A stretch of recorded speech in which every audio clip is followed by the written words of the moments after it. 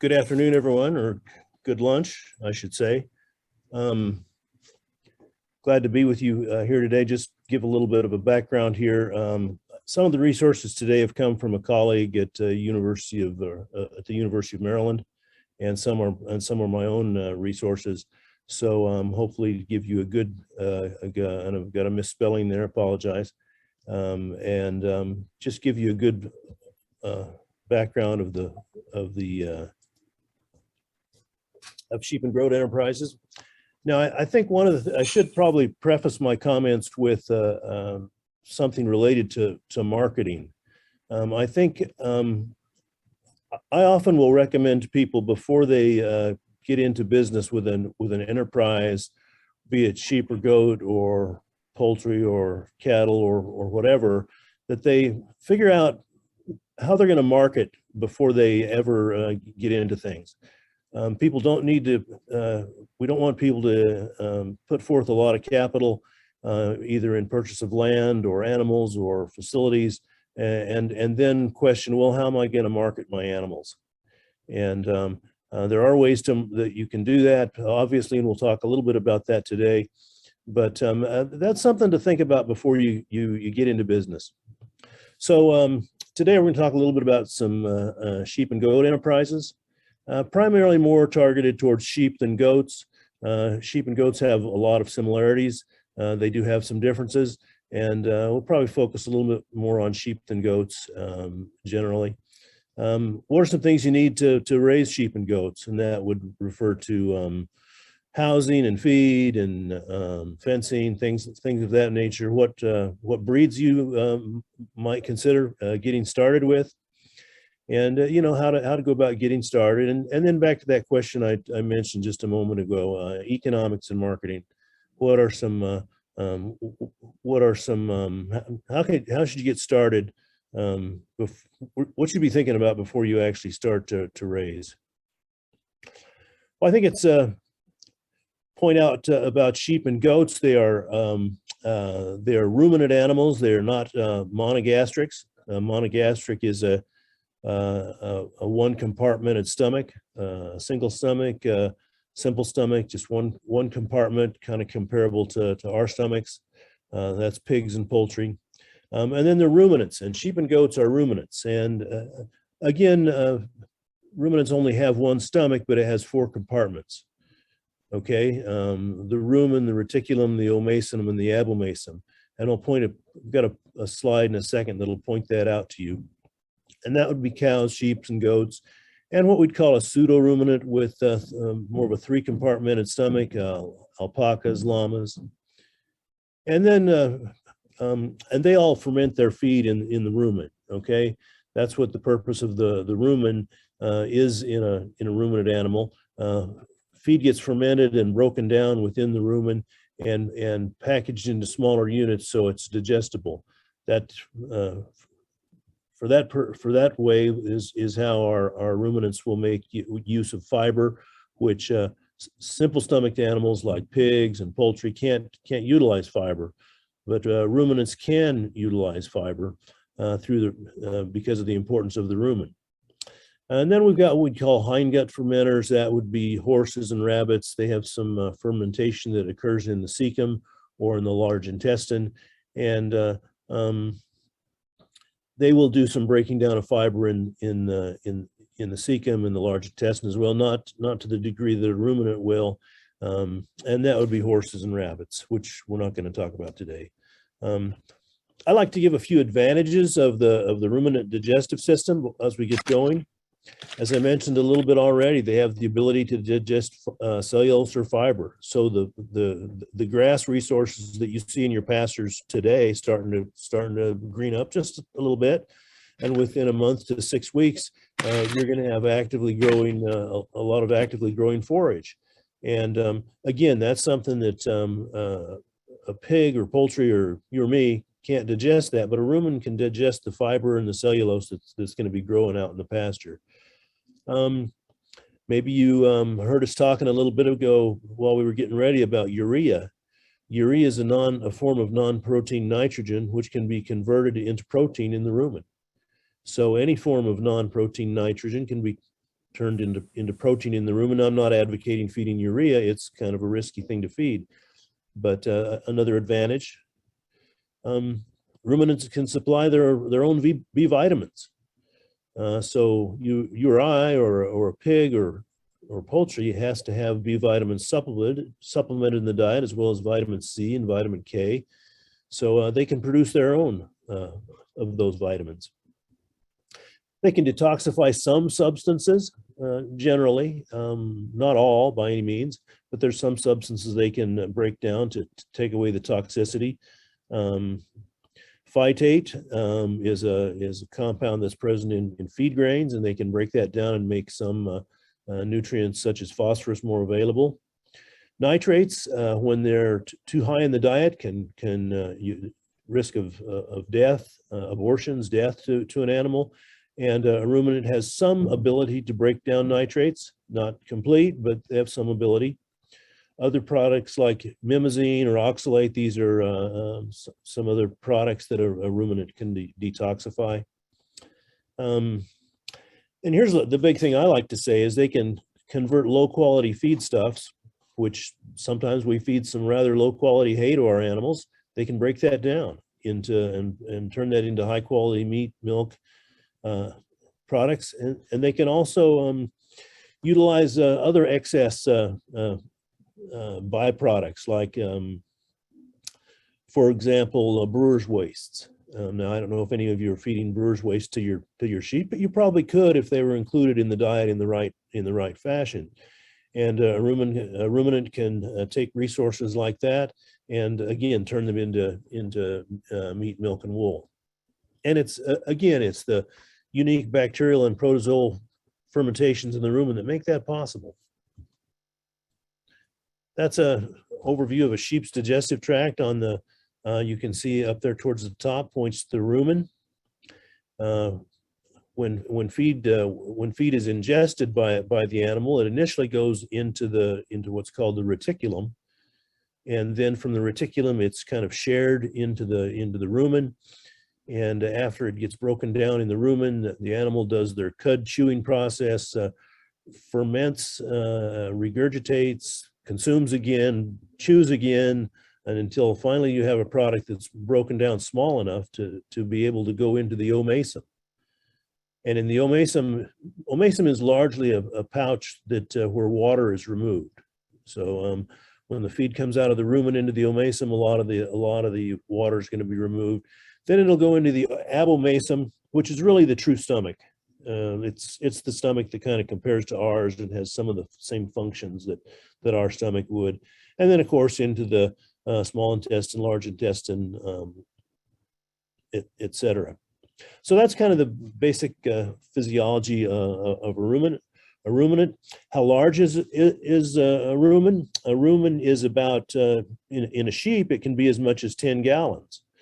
5 to 10 gallons on the average. Your other pouches, the reticulum and the omasum are in the range of 1 to 2 quarts. The abomasum is larger. Again, that's kind of the true stomach, 2 to 3 gallons perhaps. Now, if you look at a cow, if you threw cow's numbers in there for the rumen, the cow's numbers probably, if it's a lactating dairy cow, probably in the range of 40 to 50 gallons of volume within the rumen. So how does this change as an animal grows? And this has some effect on how we're going to feed our animal. At birth, about 25% of the digestive tract is rumen. At maturity, about 80% of it is rumen. So at birth, the rumen is pretty much non-functional. Okay, so there's no little bacterial or protozoal action going on at that point. But as the animal grows, we feed them some dry feed, particularly some starter and some hay as well. As we feed them those things, that rumen is going to become more functional. By the time they reach 4 months, 75%, and then at maturity, about 80% is of the digestive tract is rumen. Well, what are some of our small ruminants? kind of mentioned this already, sheep, goats, cervids, deer, the deer we see running everywhere within the state. They are a ruminant, fairly closely related to a sheep or a goat. And then what we call our camelids, which are alpacas and llamas. Well, what are some reasons we might want to raise sheep or goats? Well, economic reasons. In New Jersey, tax advantages, such as we might get from farmland assessment. So if you've got over a certain amount of acreage and you want to shield some of that from get lower tax rates on it, you can do so with sheep and goats. Sheep and goats will be considered agricultural animals, and from those you would be able to get enough income. I think you have to have at least $1,000 income and greater than at least 5 acres other than the home itself, and you could be able to get a lower tax rate if you're able to generate enough income. Some people, some profit. Now, there aren't a lot of farmers in New Jersey who are getting their primary source of income from sheep and goats, but it can be a good supplementary form of income, and I'll show you a slide about that in a second. Lifestyle, quality of life. A lot of people, as they get older, as they retire, sometimes they want to have animals, and sheep and goats have advantages over cattle, that they're a little easier to work with, and just easier maintenance. Self-sufficiency, produce your own food, fiber. Landscape management. I'm not sure how much that's being done within the state of New Jersey. I know some, particularly probably with goats. Goats will consume certain shrubs and browses, that you'd call them, that weeds even, that might help for landscape management. Well, here's a study that we did about a year ago in Extension, and we found that about 59% of, or about 60% of people raising livestock did so as a supplemental income. This was not their primary income source. So most people with livestock in the state, and I'm sure that includes sheep and goats, it's a supplemental form of income on the farm. There's a few who it might be a primary income, or one of several primary incomes, probably more likely, but most it's a supplemental income source on the farm. And then there's a small percentage that are raising livestock primarily as a hobby, youth projects, or for farmland assessment. And that would be their primary reason to having the animals, for farmland tax assessment. Of course, the supplemental and primary income people would have, they would get farmland assessment as well, but those would be those who raised livestock just for that purpose. What are some pros and cons for raising sheep and goats? Well, less acreage is required than say for cattle. Investment's lower. Could be a less quicker return on investment. Certainly, if you look at from the time you breed a cow until you have an animal that's ready to market, you're looking at the better part of 3 years. Whereas a sheep, from the time an animal's bred till the time you're selling an animal, is going to be less than 1 year. So there's certainly a quicker return on your investment. Handling is easier and it's going to be certainly with cattle. More multi-purpose. You've got certainly fiber and meat, and in some cases milk even. Reproductive efficiency. Many sheep breeds tend to be quite prolific, and can give us more than one lamb per year, maybe even give us 1.5 to 2 lambs on the average. Grazing behavior, and I'll show you a little bit more about that in a second. Sheep tend to be grazers. Goats are more what we call browsers. And there's often a niche demand for products, and they can complement other farm enterprises. Some cons, well, small industries. By that I mean you're not going to probably make as much money as you're going to make with cattle, and you're not going to be able to sell your sheep for as much money. There's not a lot of infrastructure in the state of New Jersey for any of our livestock. And by that I mean we don't have a lot of good markets for our product, whether it's an auction or whether it's livestock processing, slaughter and processing. That's definitely a need within the state. And I know that a lot of people who raise livestock have to take their animals to Pennsylvania or to other locales to get them processed. There may or may not be a proper demand for our products. Of course, there's fencing requirements, labor requirements, and of course, predator risks. That's something that we always need to think about with sheep and goats. What are some similarities between sheep and goats? Many of our production practices are going to be similar.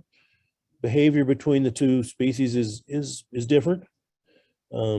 Sheep tend to flock together a little bit more, whereas goats probably are a little more independent. Some diseases are similar. There's often a similar niche and ethnic demand for products.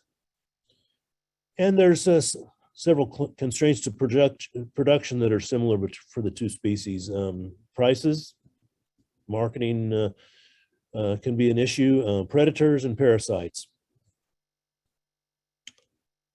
Well, differences between the species, partly in how they graze. Sheep are more grazers, meaning they're going to graze close to the ground, and they prefer grasses and forbs. A forb would be something like a legume or a small weed that might be growing. They're going to consume more of those grasses and forbs, whereas a goat is more of a browser, and they're going to prefer shrubs. They're going to consume more shrubs. So they're more of a top-down grazer, whereas the sheep grazes close to the ground. Sheep's going to grow a little faster than a goat.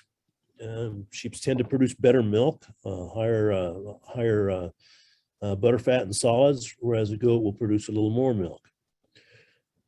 There's really more genetic diversity within the sheep breeds.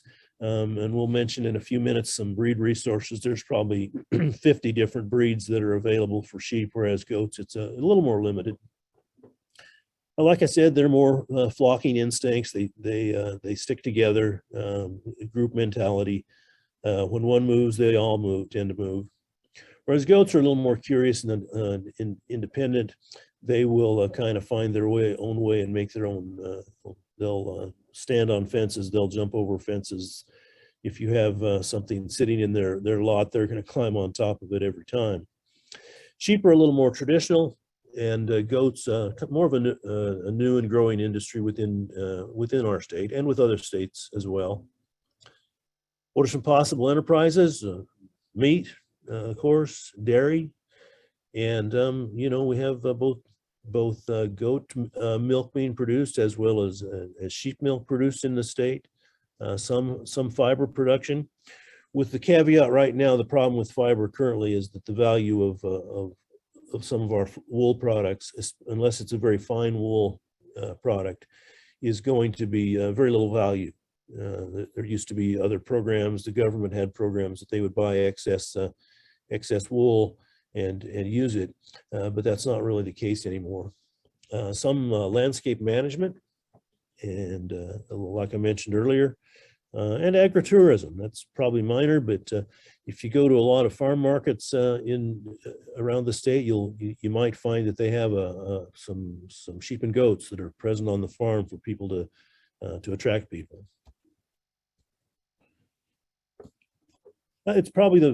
Meat production is probably the most popular enterprise for sheep and goats.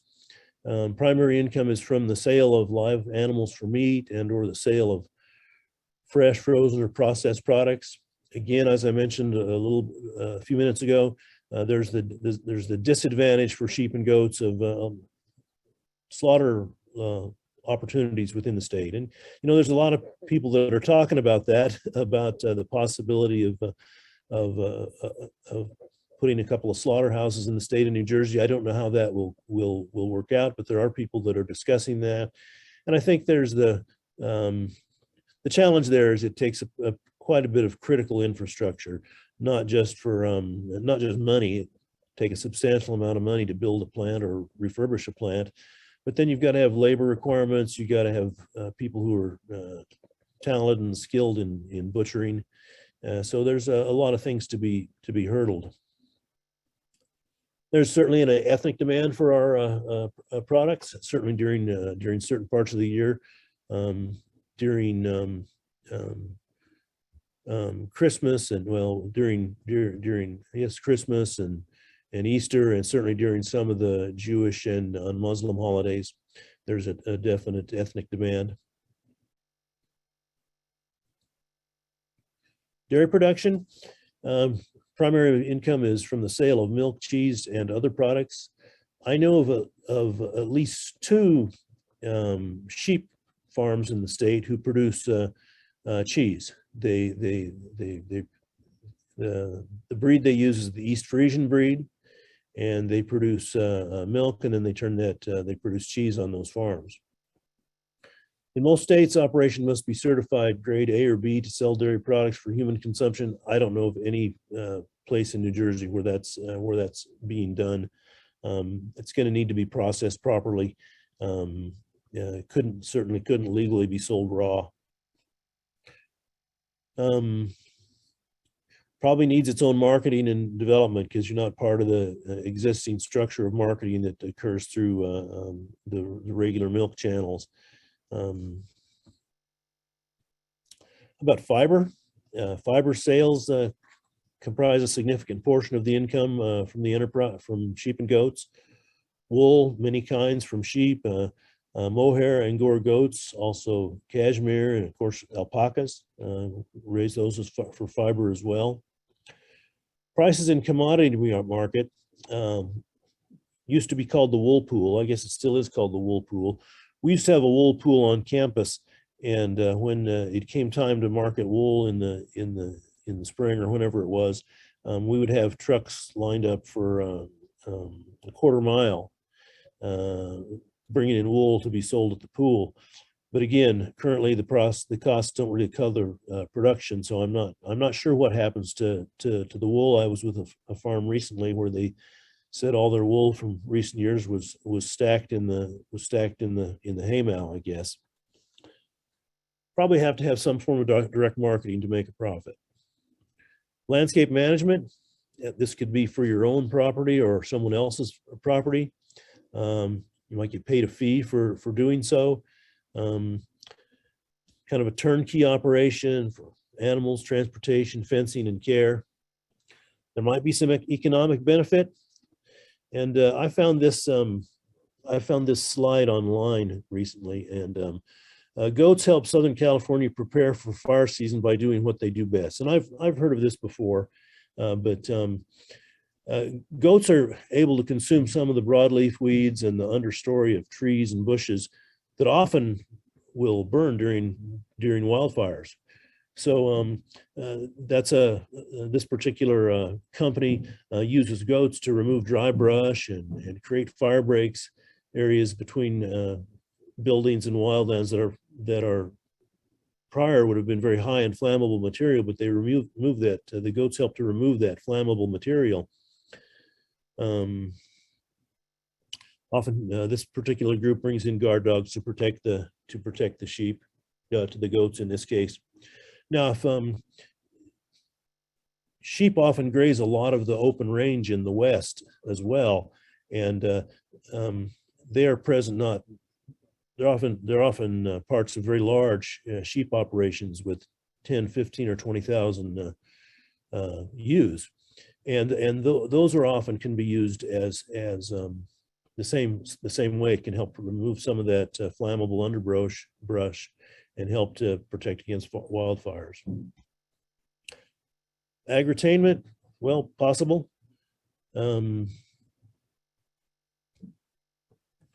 What do you need to raise sheep and goats? Well, sure. First, you need to be able to feed your animals, and you have to have a method for doing that. Here, these sheep are on probably some early spring pastures. Probably in another month or so, there's going to be very lush pasture out there.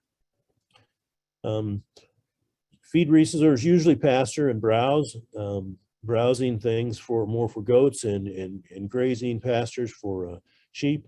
Generally for sheep, we're going to be looking at more of, say, what we'd call a cool season grass. And one of these pictures here is a cool season grass like fescue or orchard grass or ryegrass. And sometimes we use clovers with those as well, such as white clover, for example, would be a common one to be used. So that would be more for grazing sheep. And again, goats are more primarily browsing shrubs and possibly weeds. Sometimes can be risks in having them graze those due to some possible toxic plants. How much feed storage do you need? And I'm sure these slides will be available to you later. Let's not look at any details here at all. Just to say that if you need to store feed, these are some guidelines you might use in terms of how much space you're going to have for storing your feed, based on how much feed the animals need. Again, this is not really used to estimate how much you're going to feed your animal, more as a reference and how you might determine how much space you need for your feed. Animals, sheep and goats will consume haylage, which is fermented hay, generally quite often grass hay or alfalfa or a clover, I should say, a legume. And corn silage, people don't generally do that, I don't think, in this state, but diets can be formulated to include silages as part of a small ruminant diet. So in addition to hay or silage forage or grain or a protein supplement. In storage, it's important to remember not to store your hay outside where it's going to be rained on. It's going to be destroyed, as shown in this picture up on the right. Then you need ample storage, kind of as shown here at the bottom, for storing your feed. Annual hay requirements, and this would be for ewe, lactating ewe, between a fourth and a third of a ton per animal. How much hay storage you need, space you need, cubic feet per ton, 240 up to that space that you'd require. Feeders, again, this is something you'll be able to have access to later. This comes from a Midwest Plan Service who makes plans for sheep housing and equipment. Most of our species most of our sheep are probably going to require in the range of 12 to 20 inches. That'd be kind of like linear inches in your feeders for each ewe, at least. And when self-fed, probably a little bit less. And for creep, you only need a couple inches per lamb.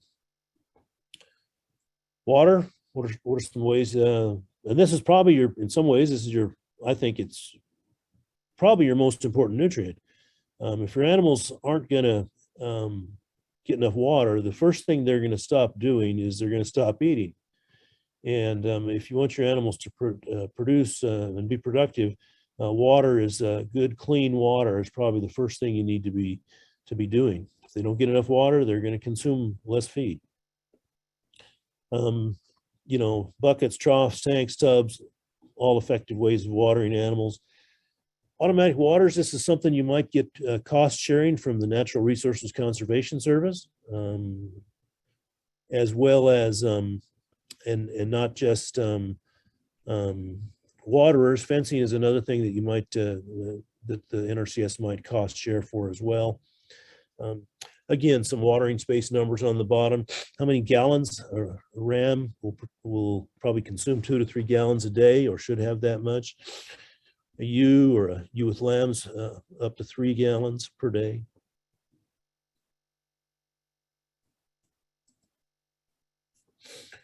How about fencing?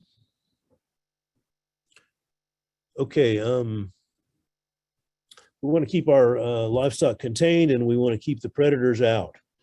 So we want to be able to control our grazing and manage our livestock. So we want to keep those predators especially out and keep our animals contained. Different types of fencing: perimeter or boundary fencing, and then more of an interior fencing that we might use to move our animals around the farm. and some fencing around what we'd call a heavy use area. High tensile electric multi-strand is one option, as you see here with the goats. Oftentimes a woven wire is probably more effective with maybe more so with sheep even, but that's different options. Barbed wire, don't use barbed wire. They might get away with barbed wire in the West, but in this area we don't want to use barbed wire. And there's, certainly we can adapt our existing fences. Some of our fences are going to be permanent. Some of them are going to be semi-permanent, like the one you see here, this movable fence. So we can move our animals, and we can graze our animals based on how we move those fences. We can move them across the fields and do kind of a strip grazing, where animals are able to graze as they move across the field. And again, there's different types of temporary or electric fences available to you. Heavy use area. Now this is pretty important. Farms need to have a heavy use area, and by that I mean an area around the barn. It can be outdoor lots, it can be holding areas, it can be working corrals, and a place where animals will be able to congregate, where they'll be able to have access to water and feed and shelter. And then from there, we'll probably give them limited access to other fields that are outside the heavy use area, to our pastures. And they'll deposit their fecal matter, their manure in this area. And it's very important to have a heavy use area. Some people call it a sacrifice area, rest area, exercise area. But again, this is something that you might get some funding for from the Natural Resources Conservation Service. They put in heavy use areas all the time, and or help farmers fund them.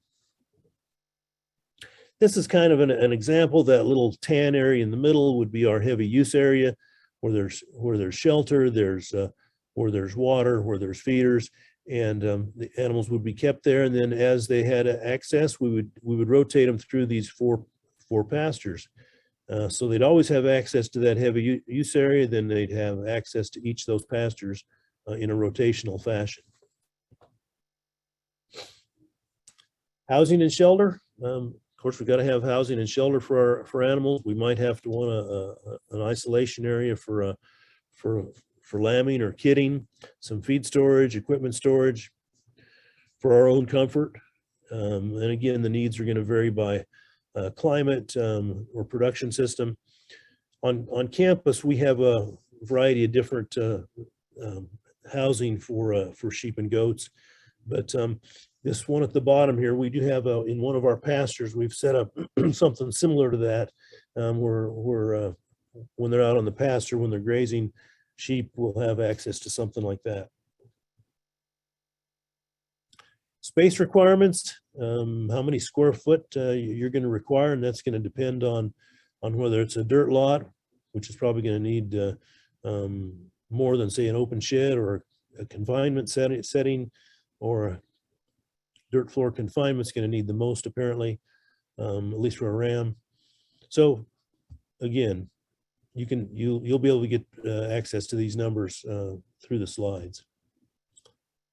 Do grazing animals require shelter? Well, yeah, we just talked about that a little bit. Was for a heavy use area, and shade's always important. If animals are grazing in the summer, the hot summer radiant rays of the sun, we'd like to give our animals some way, either through shade trees or through some kind of cover to be able to get out of the sun. Pests. Now, I'm not going to go into parasites particularly, other than to say that, well, these are some of the pests we're going to be concerned about with sheep and goats, kind of similar between both species. The barber pole worm, or the Homunculus contortus, that's the worm we talk about often, the parasite we talk about with sheep and goats. It's called the barber pole worm, if you want to remember that, or the species name is the Homunculus contortus. We also have issues with mites, lice, ticks, lungworms, tapeworms, coccidiosis, liver flukes. So what are some indicators of parasite infestations? Well, probably the first one is diarrhea and probably a loss of weight. You might visibly see worms. I think if you visibly see worms, you've got more of a problem. If you visibly are seeing worms, bottle job, which is kind of a swelling of the jaw, dull coat. They're not slick. Manure on the rear end, manure on the legs, lethargic. They're going to be too thin. They're going to lose their body condition. So that's just some indicators of parasite infestations. What can we do about it? Well, we can always use. There are some wormers, dewormers that are possible, and the dewormers that I mentioned are probably effective against some of those other pests that we showed on the previous slide. Some people will do fecal egg counts.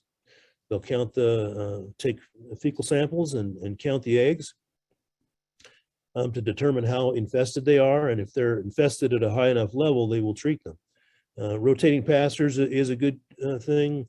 Don't ever let your animals in when the dew is higher on the pastures. More likely those worms are going to be a problem. Keep good records. Give the proper deworming dosage. There are some breeds that are more resistant to parasites. I don't know what those are off the top of my head, but there are some breeds more resistant. Use FAMACHA scoring, and I don't know if you're familiar with what that is, and I'm not going to go into it, but it's basically a scoring system based on the eyelid of the animal. You turn back the third eyelid, and you can see very clearly if an animal is parasite infested. They get kind of anemic, okay, and that anemia will turn what should be a really bright red, almost the red that's on this screen. It'll turn it into a tan or almost white, and if it's a tan or almost white, that animal is probably very parasite infested and needs to be treated. However, if it's more of a red color, you know, it's none or very limited infestation. Manure, you're going to have to think about how you're going to manage your manure. Again, this is how much manure some of your species are going to produce, some of your animals are going to produce each day. And again, sheep and goats are going to be roughly similar in these numbers. And you'll have to have some way of storing your manure. And if you don't already, and again, that brings me back to the NRCS again, Natural Resources Conservation Service. They fund manure storage facilities if you can get into the system and apply for it.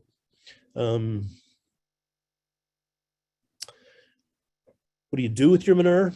Of course, you have to manage it in such a way that you protect water and environmental resources. Ideally, you can make some use of the manure fertilizer value. What we do on campus is we have a shed where we keep composted manure from sheep and goats and poultry as well, and I guess some cattle too. And what we do with it is it's kind of an honor system. It's an honor system. People come in and they take a 5-gallon bucket of manure and they leave several dollars for that manure. And so we're able to dispose of it, and people are able to come up with some manure for their gardens. I don't know if that's an option for you, but it's worked for us. Manure is about 75% water, almost always handled as a solid. I don't know of anybody who handles manure as a liquid, as a dairy farm might do. A dry stack, just stacking it dry, is the most common method. You should cover your piles when possible to protect against rain. Either have a roof over it. Surrounding your manure storage with a buffer or a vegetative area can help, again, to protect your water resources. Again, you want to utilize those heavy use areas that I talked about, because they're going to deposit a lot of their manure in those areas. Manure can be recycled onto your pastures as a fertilizer. And fortunately, manure, if it's composted, you're going to destroy those parasites. Okay, if it's composted properly, you'll destroy those parasites and you won't reinfest the pasture. Okay, so manure has a value as a fertilizer. You should always consider requirements when spreading it. And again, as I mentioned, USDA and NRCS may have some helpful information. Labor,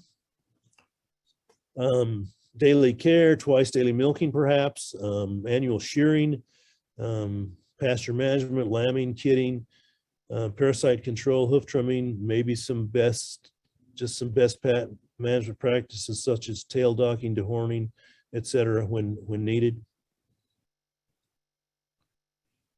Well, there's about 50 sheep breeds in the U.S. and their purposes are meat, milk, wool. Can be used both as a sire and a dam, of course.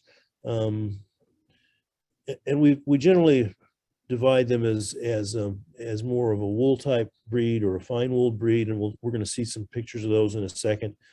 Fine wool, medium wool, long-haired hair sheep. Now, these are some of our fine wool breeds.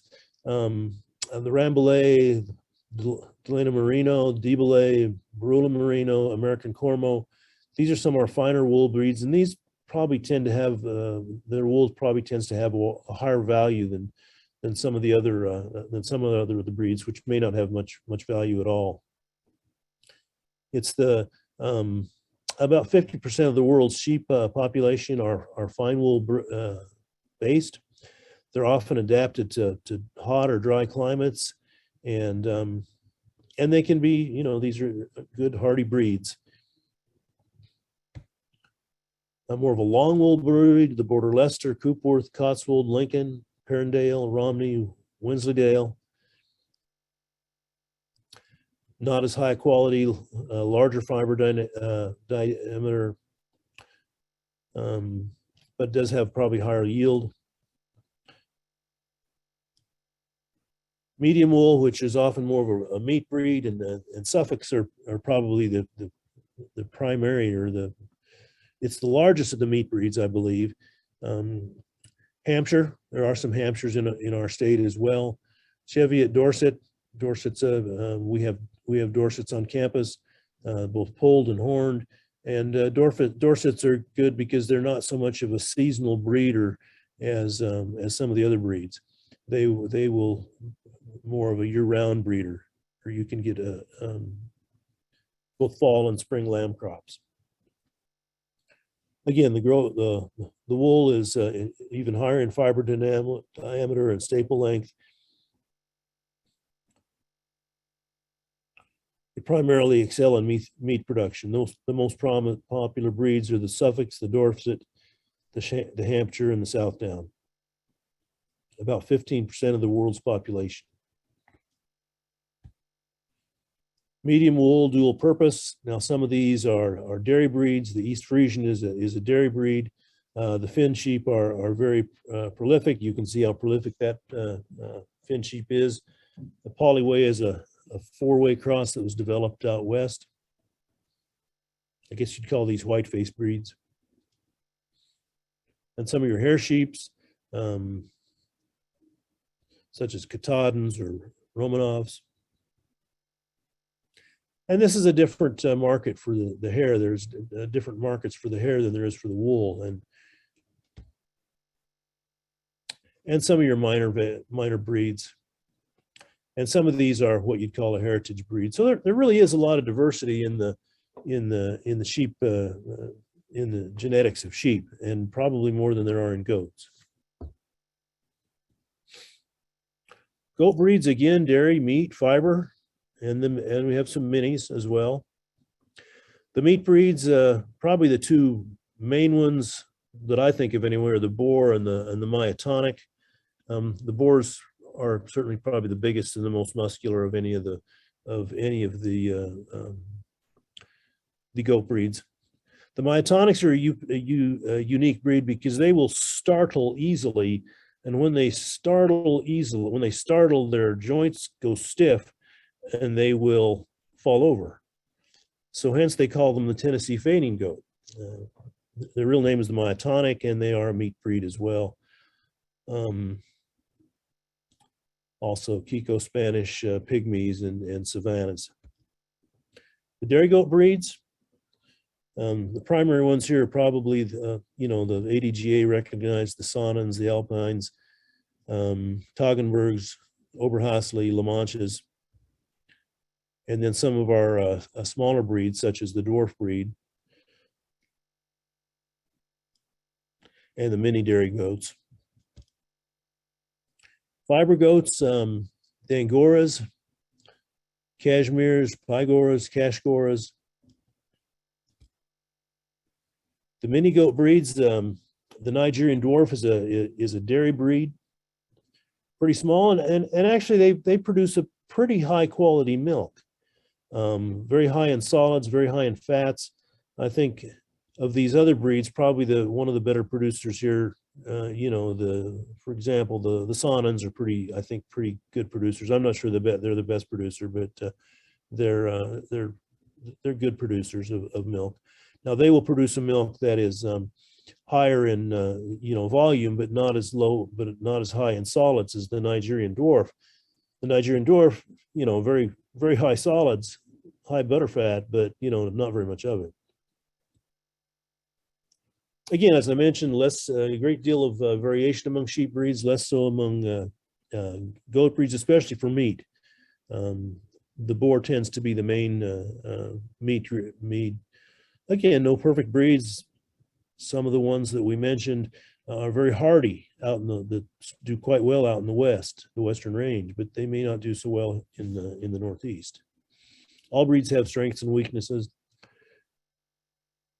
And here's something you should remember this about all species. Often there's more variation within a breed as there is between breeds. Now that maybe doesn't make sense, but it's true. There's you can find animals that are at the very top of the growth charts within certain breeds, and you can probably find genetics within that same breed that are just completely opposite. How about crossbreeding?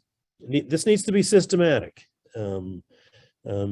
If it's kind of random, you're going to have a mess. You're going to have what I'd call a Heinz 57. You need to have a systematic program with and probably your classic crossbreeding scheme would be a kind of what we'd call some sort of a terminal sire system for a meat breed.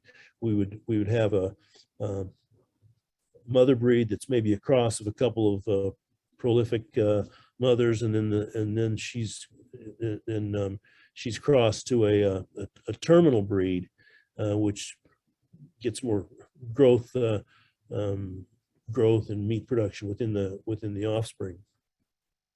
Hybrid vigor, maybe heard of that term before, but it basically refers to that percentage of performance in crossbred offspring that's superior to the purebred parents. The purebred parents are probably expected to have a certain average when crossed. The crossbred, the vigor refers to the percentage increase from that number. And we'll also talk about breed complementarity. I mean, you want to balance your breeds. Maybe you want to balance one of your finer wool breeds with more of a meat breed, and you cross them, and that might have some advantages in certain environments. When to raise purebreds? Well, if you're gonna show your animals, you like to have purebred animals. Now, if you're going for a fat lamb sale or a market sale, okay, you probably want a crossbred, but if you want to show purebred stock, you're probably going to use you want purebred animals.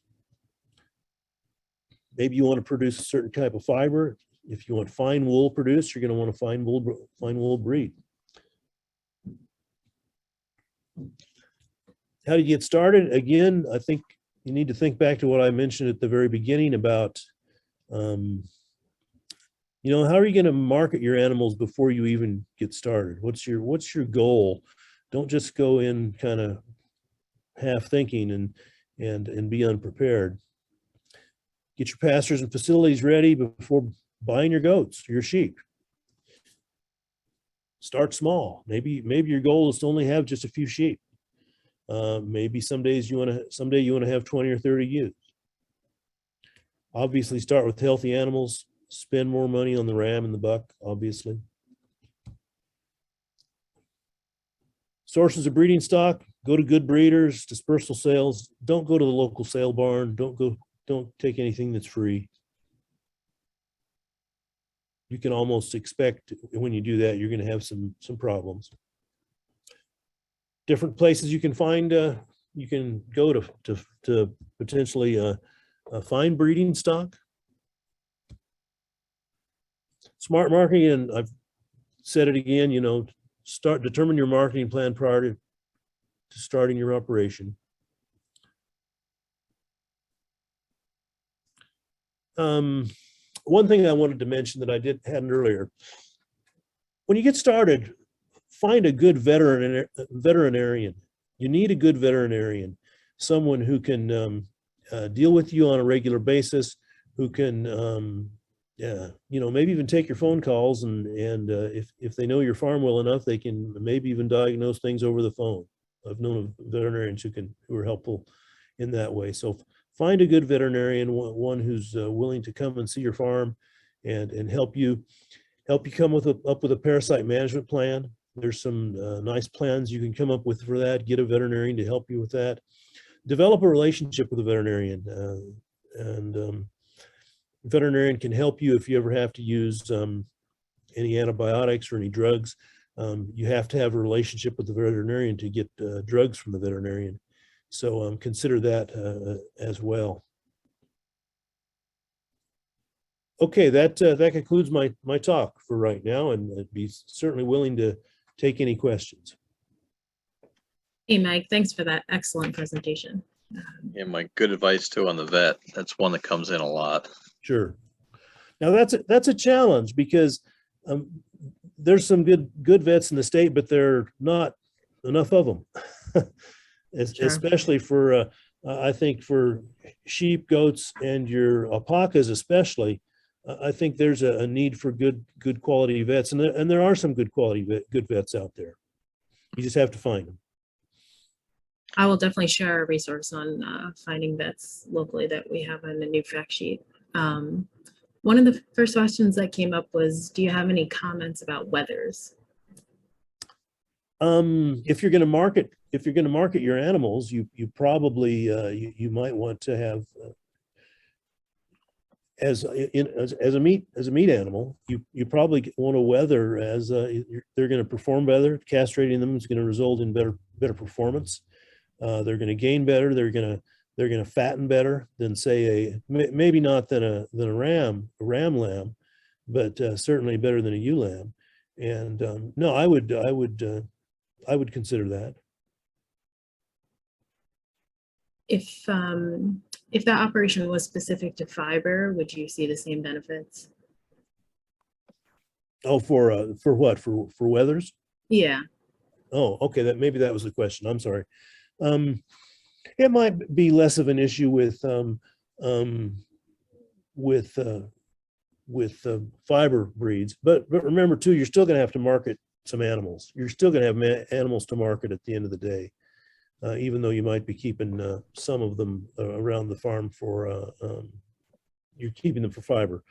So I guess that's a little more of a question you might want to think about, but certainly if when you're marketing an animal, the wether is going to have advantages for performance. We have another question here, Mike, about what you would recommend as a safe quarantine routine for bringing new animals onto the farm, the length of time and the spacing requirement. I'm not so familiar with what sheep producers might do, but I know if it's a cattle producer, we would often recommend 2 weeks. I would keep them separated for a couple of weeks. Okay. 1 to 2 weeks at a minimum. And I know that might be a challenge for your facilities. Don't bring them in onto your farm at the time of year that there's going to be not enough space. Okay. Don't bring new animals in during the winter, during the lambing season. Bring them in during the summer perhaps, or the spring and summer months when you'll have some more space available. And you know, it's easy to, like I showed you some of those fencing pictures. It's easy to set up some of that movable fencing that you can probably use for you might be able to use as a quarantine space. Perfect. Good advice. I got a question about how much grain should you expect to feed a ewe each day? Oh, depends a little bit. If you've got a good, well-conditioned, it's going to depend throughout the year. If it's a well-conditioned ewe and you're coming up on lambing season, you know, maybe a quarter to a half pound a day, you know, maybe. And once they lamb, you're probably going to want to continue them on at least a half a pound a day. In addition to, I'm assuming they're getting good quality forage as well, good quality hay, and probably continue that amount on somewhat after the lambing season and after the lambs start to get a little bit bigger. And of course, the ewe is going to lose weight at lambing. Okay. And they might, if you do body condition scoring, they might drop from a score of 3 to a score of 2, and they need to gain some weight back. So you're going to have some grain. But after they've gotten that weight back on their body, then you might that's something we could probably have another meeting about. Oh yeah, on talking about that. But after they gain some of that condition back, you know, I don't see any reason that they need to have any grain at all, provided there's good quality forage that they're consuming until, you know, after they get late in gestation again. Now you might want to flush them. You might be flushing them too. And flushing means giving a little bit of extra grain prior to the breeding season to kind of charge the animals that get a little bit of extra grain prior to the breeding season often have greater ovulation rate and a greater conception rate. So you might be doing that as well. Mike, here's another question. What are the primary predators to be concerned with sheep and goats? I would think in New Jersey, your primary predator is probably a coyote. Okay. You know, we don't have, you know, foxes, but I think a fox would probably leave an adult ewe alone. But maybe a lamb would be at risk. That might be at risk. But I would say coyote's probably the worst. The main, who knows, you might get some dogs that are a problem too. Yeah, my experience has been coyotes as well. Yeah, it's coyotes.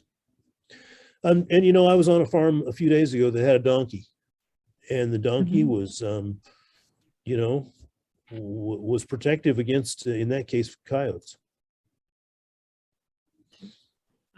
we have a question about wormer ineffectiveness in goats and sheep and how you might combat that or use different products. Yeah, that's a great question. The problem with wormer ineffectiveness is the parasites become resistant to the dewormer. And what happens is and that happens because you overuse the dewormer. So that's why one of the beauties of this little FOMACHA system that I mentioned is that it allows you to select some animals to treat and some animals not to treat. If you go in and treat every animal in a herd, in a flock, that's going to be a recipe for resistance to the worming products. Okay, if you do it enough, the worms in that flock are going to become resistant. However, if you go in and you kind of selectively treat, you either do it through fecal counts, or you do it through, you know, like this FOMACHA scoring that I mentioned to determine which animals might be anemic and base that for which animals you treat. I would, that's what I would do. And they come up with this, and that's something a veterinarian could be very helpful to you in setting up as well. So about the different worming products, I would say probably the most commonly used wormer is some form of ivermectin that's used. I'm not promoting that, by the way. I'm not supposed to do that, but it's probably the most common that's out there. There are some others, you know, the bendazoles or levamisole. I think that's still used as well. But that's how you kind of go about to prevent that resistance. Yeah, I think we've got to respect everybody's time. It's